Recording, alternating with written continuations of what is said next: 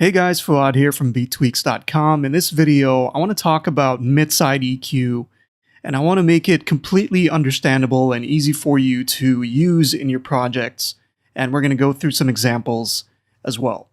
So what exactly is mid-side EQ? Well, just like the name suggests, mid-side EQ allows you to EQ the mids of an audio separately and the sides of an audio separately. So the mids of an audio is anything that's in the middle, anything that's in mono. So that's coming completely 100% out of the center of the sound.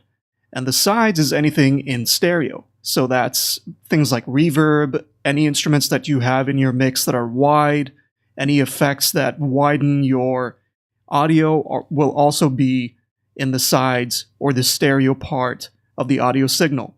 So the mid-side EQ, any EQ that has a mid-side function, will let you EQ these two things separately or independently of each other. So that makes it really powerful. And at the same time, it makes it a very specialized kind of EQ, which I think is why a lot of people have problems understanding when to use it and why to use it. And that's exactly what we're going to go through in this video. Now, pretty much most DAWs or DAWs have EQs that have mid-side function built into them. I'm pretty sure most of them, if not all of them, have this function. But for the purposes of this video, because it's such a great plugin, I'm going to use the FabFilter Pro Q2. And if you look down here, you can see the channel mode, and by default, it's set to left and right. When you switch this to mid-side, and then you make a point, you can tell this point to either EQ in the mids or in the sides. So this can be very, very useful. Another reason I want to use Pro Q2 as an example of this type of EQing is because if you click down here and you come to this ring here, if you turn this all the way to the right, then Pro Q will let you actually listen to only the sides.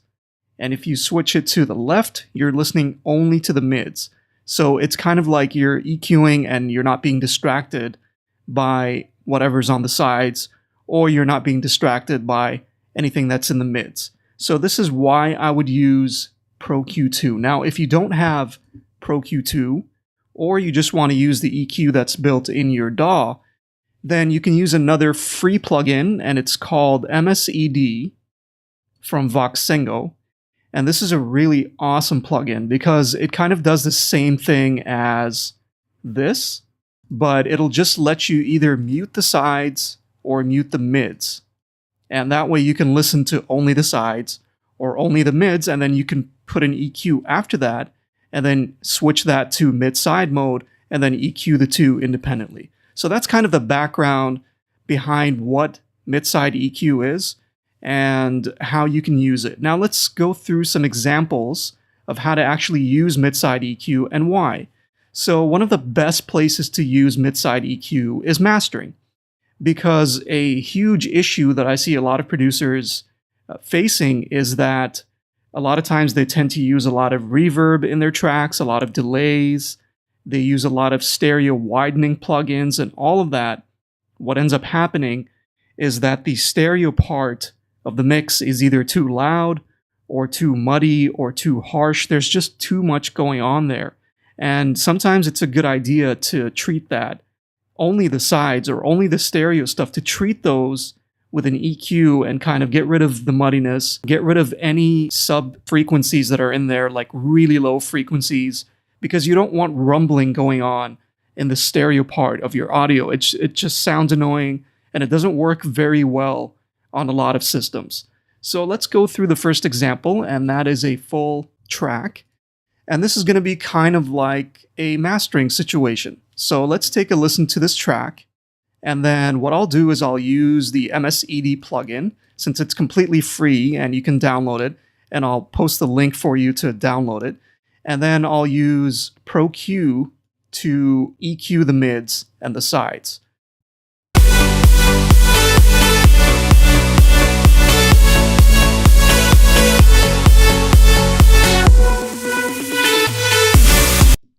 Okay, so now this plugin isn't really doing anything.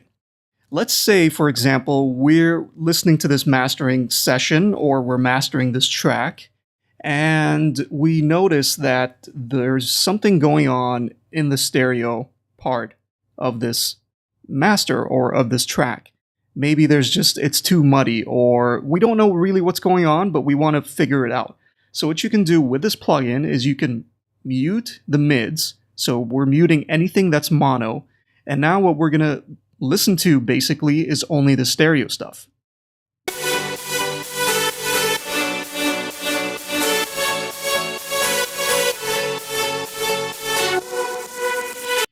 So really cool. And now if we open up Pro Q2 or any EQ, I'll even put Ableton Live's EQ as well, and I'll demonstrate that. In Ableton Live's EQ, you can't listen to the mids and the sides independently, but you can switch the mode to MS. And then if you click here, by default it's set to the mids, but if you click here, it switches to the sides, and then you can EQ those independently of each other. Okay, but let's stick to Pro Q for now, and let's switch the mode to mid-side. And now we're just listening to the side. So when I'm listening to this, if I'm mastering this track, to me, the stereo stuff, it sounds a little too harsh. This track, for example, is really powerful in the mids. It's got really punchy drums. They're loud. They're louder than everything else. And the synths in the mid part of this track are coming through loud and clear. So for me, I kind of want the stereo stuff to be a little more gentle, not as in your face, and maybe just a little bit brighter in the top end, but not harsh in those upper mids. All right, so let's listen to it. And I'll make a point, and I'll switch it to S, which means side. And I also suspect there's some sub stuff going on down there that I probably want to get rid of as well in the sides. It's good practice to get rid of all these really low frequencies in the stereo part of the audio because it makes the entire track sound muddy.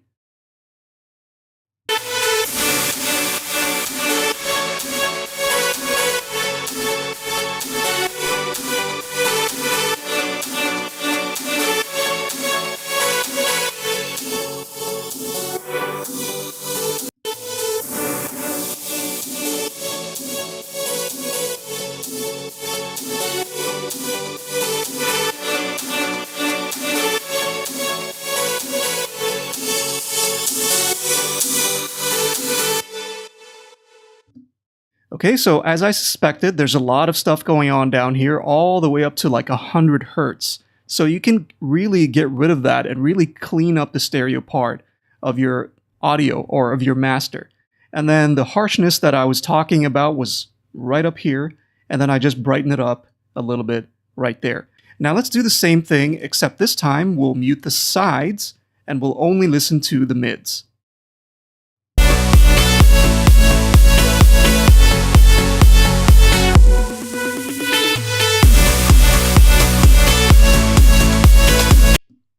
And you can see now that all that stereo stuff is not there anymore. So we're going to do the same thing as we did with the stereo EQing, except this time, when we make a point, we'll click here on the M, and this point will only EQ the mid part.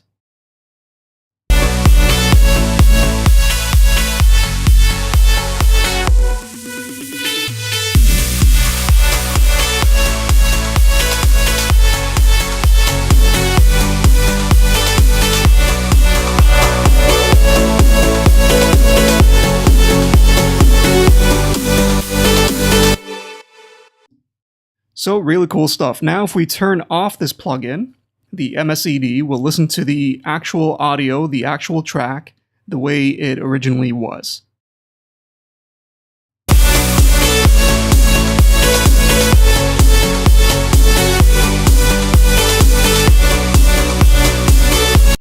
So using the mid-side EQ, not only did we clean up the sides, but we've also created some separation between the mids and the sides. So the track will actually sound wider even though we didn't use a stereo widening plugin. Just the differences in EQ between the mids and the sides will create a difference between them, and it'll sound like the track is wider. So this is basically you can say the most popular way you would use mid-side EQ, and that is in a mastering situation. It gives you a lot of control over the audio and a lot of control over different parts of the track when you're mastering. Okay, let's use another example. This time we'll use a kick drum. And you might be asking yourself why we would use mid-side EQ on a kick drum. Well, with things like kick drums and sub basses and pretty much any instrument or sound that has a lot of low frequencies or is mainly focused on low frequencies should be more in the center of the mix. And a lot of times should be completely mono because that's where they sound most powerful. And having low frequencies that are too wide will muddy up your mix and will not work on a lot of mono systems like your laptop speakers or some club systems. So low frequencies don't sound very good when they're very wide. So that's one case where you would want to use mid-side EQ. Another case is that sometimes samples like kick drums and bass samples and things like that will have a lot of stereo information that has a lot of low frequencies. So you'll hear a lot of muddiness in the stereo part, like the wide part of the sample. Even though it's a kick drum, it shouldn't have all that crap there unless you maybe layer it with a hat or something to make it wide in the top end. That's fine, like if you want to use it as an effect or you want to layer it with something like that. But the main body of the kick drum should be mono because that's where it's going to sound most powerful. So let's listen to this kick drum.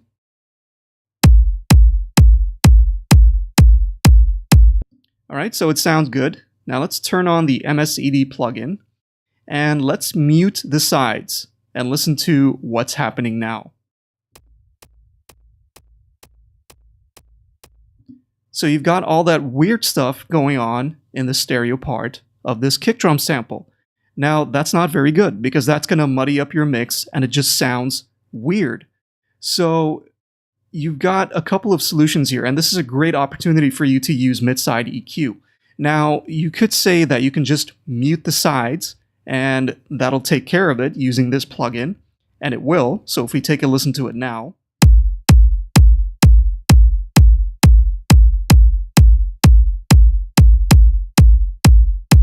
So that's definitely one way to take care of it, but sometimes you don't want to do that, and sometimes, like I said, you want to keep some of that stereo information in a sample like this to give it some kind of effect. So what you can do is, again, use mid-side EQ, and make sure this is set to mid-side, and what we can do is make a point, and we'll make it a low cut, and then we can just low cut all this stuff up to a certain point. And let's use FabFilter's built-in this ring here so we can only be listening to the sides of the sample, and then we can EQ it however we want.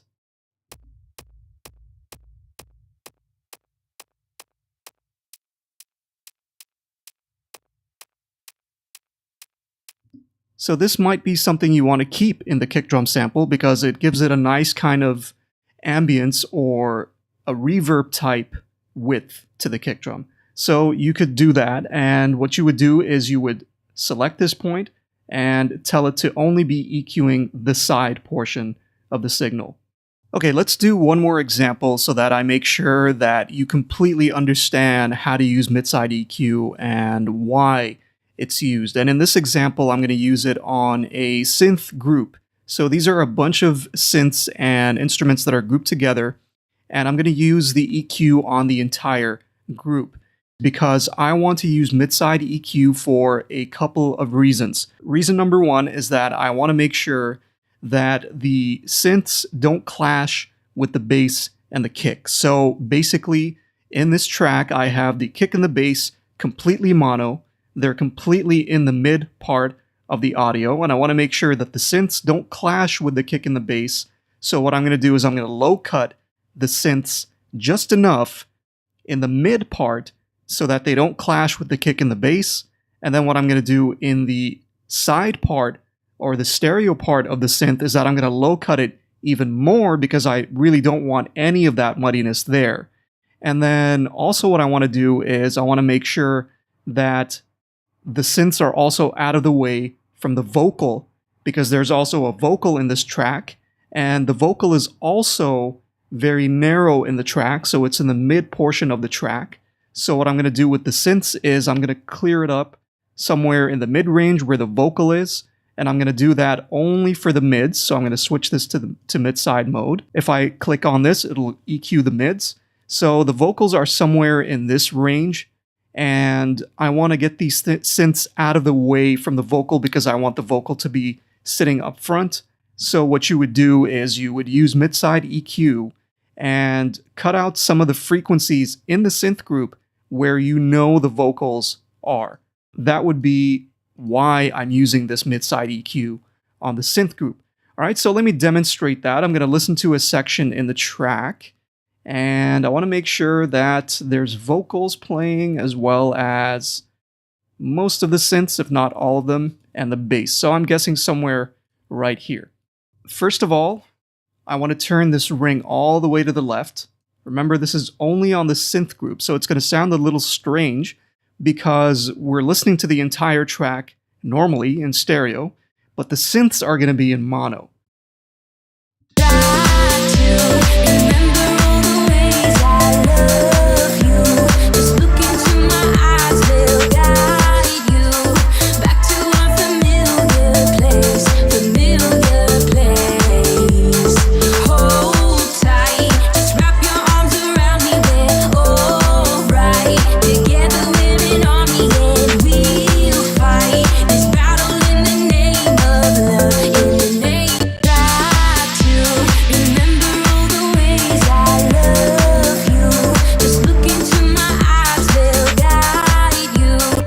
So you can hear immediately that when I make this cut in the mids on the synth group, the vocals just come right up front.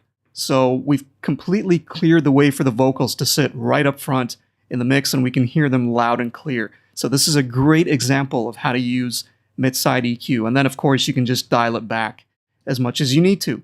All right, so that would be for the mids. We've cleared way for the kick and the bass, and we've cleared way for the vocals, and you can continue clearing ways for different instruments however you want. Like, for example, if you feel that the percussion or the drums are also being covered by the synths, because synths take up so much room. They cover pretty much the entire spectrum. So they tend to clash with a lot of other instruments. So, for example, if they were clashing with the percussion, then maybe you can also make a cut up here somewhere. And then we can do the same thing for the sides. The synths usually dominate the sides. So what I'm going to do is I'm going to solo the synths and turn this ring in Fat Filter all the way to the right so we can just hear what's going on in the sides or the stereo stuff. And then we will EQ that.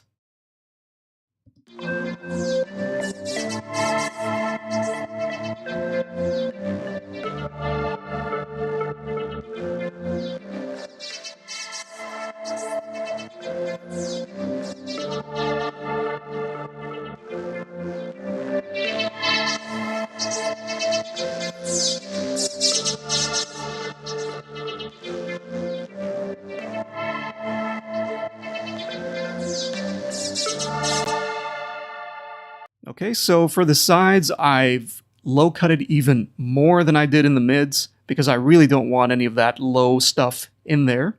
But I want to be careful not to really thin out the synths at the same time. And then I just brightened the sides or the stereo part of the synths. So what that does is it brightens up the reverb and it makes them sound like they're a little bit wider as well.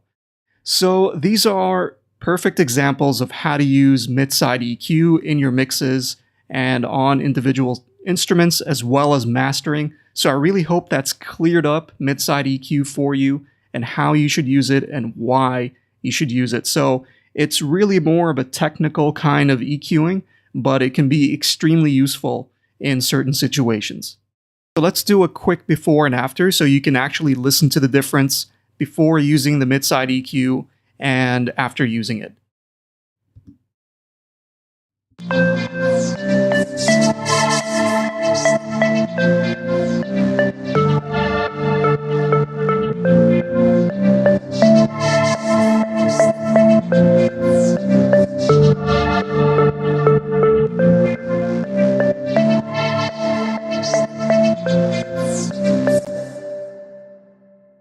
So you can hear that it's a lot cleaner, it's much clearer, and it sounds wider and it sounds brighter all at the same time.